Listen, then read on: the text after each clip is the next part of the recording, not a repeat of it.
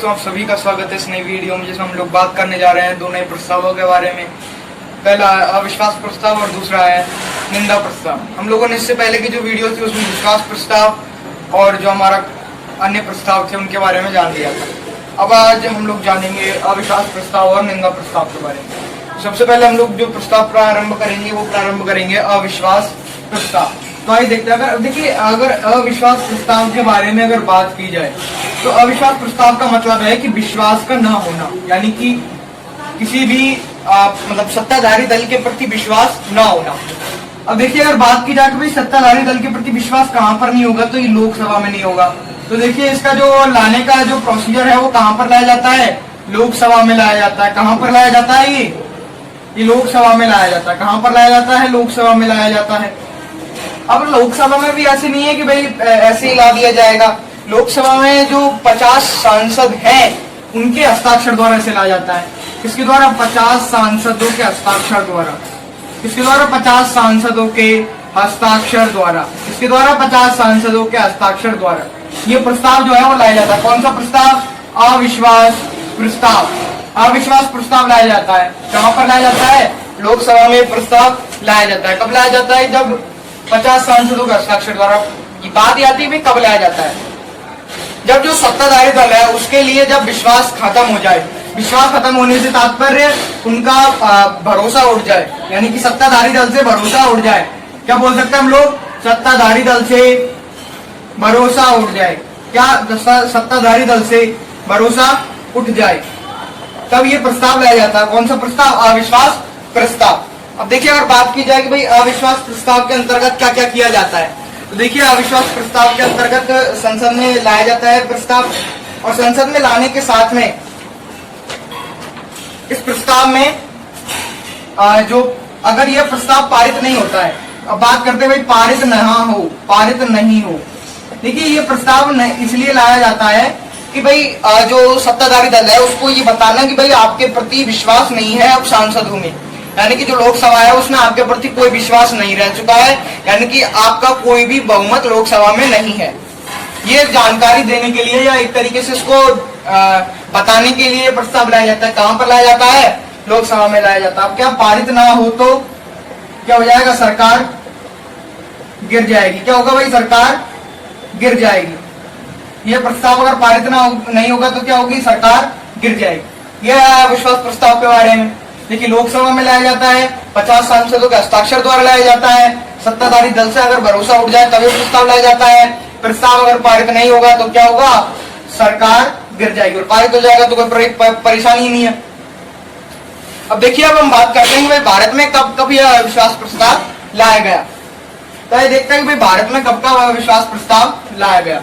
देखिए, अविश्वास प्रस्ताव हम लोगों ने देखा था भाई चौधरी चरण सिंह के लिए भी लाया गया, और भी जो कई हमारे नेता थे उनके लिए लाया गया। परंतु यह प्रस्ताव कभी कभार ही पास हो पाता है जब जो हमारा विश्वास मत है वो सत्ता के पास नहीं होता है। मतलब संसद में अगर विश्वास मत ना हो तो यह प्रस्ताव पारित हो जाता है। तो देखिए, अगर बात की जाए कि भाई ये प्रस्ताव किस किस के लिए लाया गया, तो देखिए अगर सबसे पहले बात की जाए तो जो मोरारजी देसाई थे उनके लिए सबसे पहले प्रस्ताव लाया गया। किसके लिए लाया गया प्रस्ताव, यह प्रस्ताव मोरारजी देसाई के लिए लाया गया। किसके लिए लाया गया प्रस्ताव, यह प्रस्ताव लाया गया मोरारजी देसाई के लिए। किसके लिए, मोरारजी देसाई के लिए प्रस्ताव लाया गया था। ठीक है, किसके लिए लाया गया था, मोरारजी देसाई के लिए लाया गया था। उसके बाद की जाए तो बीपी सिंह के लिए लाया गया था। बीपी सिंह के बाद अगर बात की जाए तो जो चंद्रशेखर है उनके लिए प्रस्ताव लाया गया था। चंद्रशेखर के बाद अगर बात की जाए तो जो अटल बिहारी वाजपेयी है उनके लिए प्रस्ताव लाया गया था। उसके बाद अगर बात की जाए तो जो एच.डी. देवगौड़ा है उनके लिए प्रस्ताव लाया गया था। देखिए, अगर बात की जाए कि भाई एच.डी. देवगौड़ा के लिए ये प्रस्ताव लाया गया, यानी कि अभी तक भारत में 5 बार अविश्वास प्रस्ताव लाया गया है, यानी कि अविश्वास प्रस्ताव पास हो गया है। बीपी सिंह के लिए भी अविश्वास प्रस्ताव लाया गया था, चंद्रशेखर के लिए, अटल बिहारी वाजपेयी और एच.डी. देवगौड़ा के लिए।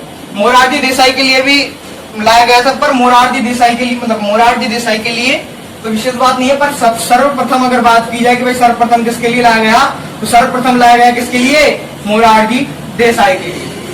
ठीक है, अब आपको यहाँ पर स्क्रीन पर दिख रहा होगा एक स्लाइड है जिस पर पूरा अविश्वास प्रस्ताव के बारे में लिखा हुआ है।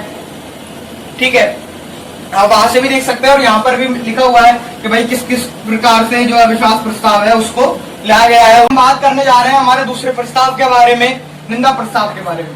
तो देखिए, निंदा प्रस्ताव अविश्वास प्रस्ताव और विश्वास प्रस्ताव दोनों से थोड़ा सा अलग है। यानी कि निंदा प्रस्ताव को एक तरीके से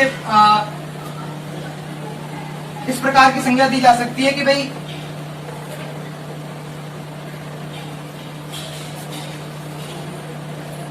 बात करते हैं हम लोग निंदा प्रस्ताव के बारे में। किसके बारे में? निंदा प्रस्ताव के बारे में।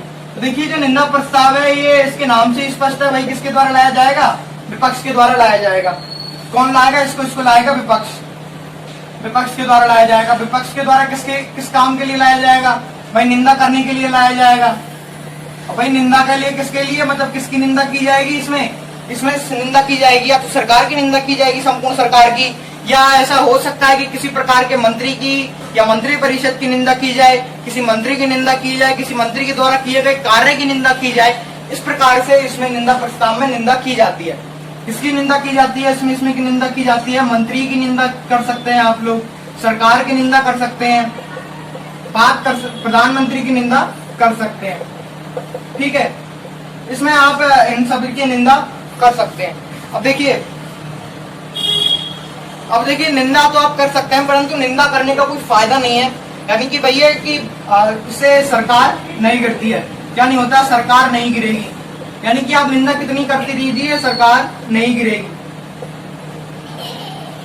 ठीक है, निंदा नहीं गिरेगी। अब देखिए, निंदा प्रस्ताव को एक बार और देखें तो विपक्ष के द्वारा लाया जाता है, निंदा के लिए लाया जाता है, मंत्री, सरकार और प्रधानमंत्री की निंदा की जाती है और सरकार इसमें नहीं गिरती है। यानी कि अगर मतलब किसी भी चीज के ऊपर पब्लिसिटी लेने का काम करना हो तो संसद में निंदा प्रस्ताव ले आइए। निंदा प्रस्ताव लाने का मतलब कि भाई विपक्ष के कुछ नेता लोग शामिल हो गए और वो निंदा प्रस्ताव ले आए सदन में, वो निंदा कर रहे हैं किसी विषय पर, तो इससे विपक्ष को फायदा ही सिर्फ ये होता है कि उन्हें थोड़ी सी पब्लिसिटी मिल जाती है और पक्ष के लोगों को इससे कोई मतलब नहीं होता निंदा प्रस्ताव से, क्योंकि निंदा करने का कोई भी फायदा नहीं होता है। सिर्फ विपक्ष को पब्लिसिटी दी जाती है और पक्ष का जो सरकार है वो उसको बिल्कुल भी हानि नहीं होती है। इसी के साथ जो हमारा निंदा प्रस्ताव और अविश्वास प्रस्ताव का टॉपिक है समाप्त होता है। आई होप आपको ये वीडियो समझ में आया होगा। अगर वीडियो समझ में आया हो तो वीडियो को लाइक शेयर जरूर करें और वीडियो पर कमेंट जरूर करें और हमारे चैनल को सब्सक्राइब करना ना भूलें। वीडियो को अंत तक देखने के लिए धन्यवाद।